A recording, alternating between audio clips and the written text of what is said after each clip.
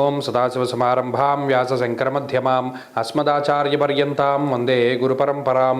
జ్యోతిషశాస్త్రాన్ని భావితరాల వారికి ప్రసాదించిన ఋషుల యొక్క పాదపద్మాలకి నమస్కారం చేసుకుంటూ, అలాగే నాకు ఈ జ్యోతిష విద్యను నేర్పిన గురువర్యులు జ్యోతిష బ్రహ్మ కీర్తిశేషులు శ్రీ ఈరంకి సూర్యనారాయణమూర్తి గారు, సూర్యశ్రీ దైవజ్ఞ గారి యొక్క పాదపద్మాలకి నమస్కారం చేసుకుంటూ, ఓం శ్రీ మహాగణాధిపతి నమః, శ్రీ గురుభ్యో నమః, హరి ఓం.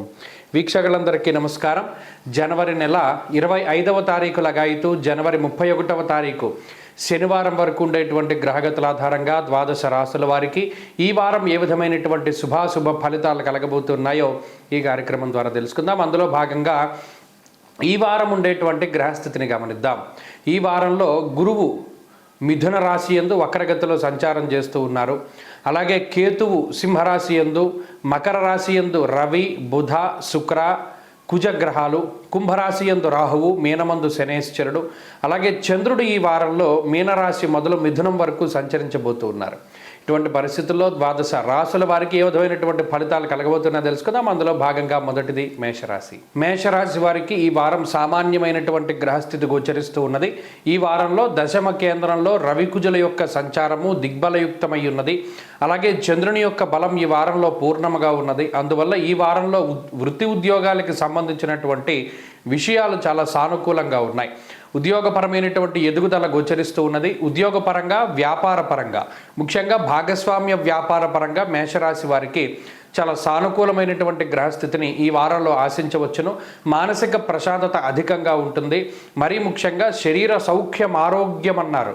చంద్రుడు జన్మరాశి స్థిత సంచారమందు శరీరారోగ్యాన్ని, మానసిక సంతృప్తిని ప్రసాదించేటువంటి గ్రహం కాబట్టి అటు మానసిక ప్రశాంతత, శారీరక ఆరోగ్యము, ఆర్థిక పరిస్థితుల్లో ఎదుగుదలతోటి ఈ వారం కొంత సంతృప్తికరమైనటువంటి జీవనాన్ని మేషరాశి వారు గడపబోతూ ఉన్నారు. అయితే దశమంలోనే ఉండేటువంటి శుక్రబుధులు, అలాగే తృతీయ గురువు ఏలినాటి శనిలో భాగంగా ఉండేటువంటి గ్రహస్థితి కొంత ఒత్తిడిని కలుగజేస్తుంది.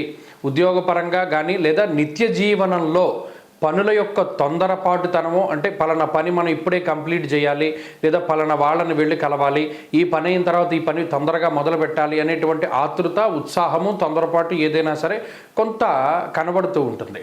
ఈ వారంలో చాలా బిజీగానే గడుపుతారు. ఎక్కడ ఖాళీ లేనటువంటి సమయాన్ని గడపడానికి అవకాశం ఉంటుంది. వృధాగా కాలక్షేపం చేయడానికి ఈ వారంలో ఎక్కువ అవకాశాలు కనబడడం లేదు. ప్రత్యేకించి ఏదైనా విహారయాత్రలు లేదా తీర్థయాత్రలు లాంటివి మీరు అంతకు ముందే ప్రణాళిక చేసుకున్నప్పటికీ కూడా వాటిని వదిలివేయవలసినటువంటి పరిస్థితులు ఏర్పడతాయి. ఈ పని ఒత్తిడిలో భాగంగా లేదా పలానా పని చేయవలసినటువంటి విధానంలో భాగంగా వాటిని ఖచ్చితంగా మీరు వదిలిపెట్టి మీ పనిలో నిమగ్నమయ్యేటువంటి వాతావరణం ఉన్నది. కాబట్టి ఈ వారంలో ఉండేటువంటి గ్రహస్థితి మానసిక సంతృప్తిని ఇస్తూ ఉన్నది, ఆరోగ్యాన్ని ఇస్తూ ఉన్నది. కుటుంబపరమైనటువంటి విషయాలలో చిక్కుముళ్లను సైతం విడిపించగలిగేటువంటి స్థితి ఈ గ్రహస్థితి కలగజేస్తుంది.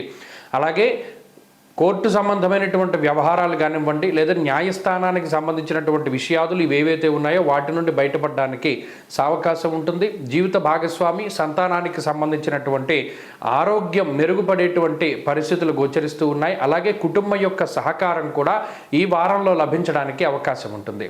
మేషరాశి వారు ఈ వారంలో మరింత అనుకూలమైనటువంటి ఫలితాలని సాధించడానికై శనేశ్వరుని యొక్క ఆనుకూల్యత కోసమై ప్రతిరోజు కూడా చక్కగా శనేశ్వరుని యొక్క అష్టోత్తరాన్ని పారాయణ చేస్తూ ఉండడం చెప్పదగినటువంటి సూచన. ఈ వారంలో కలిసి వచ్చేటువంటి రోజు ఆదివారంగా చెప్పవచ్చును. అదృష్ట సంఖ్య 1, అదృష్ట వర్ణము లేత ఎరుపు రంగు. తదుపరి వృషభ రాశి.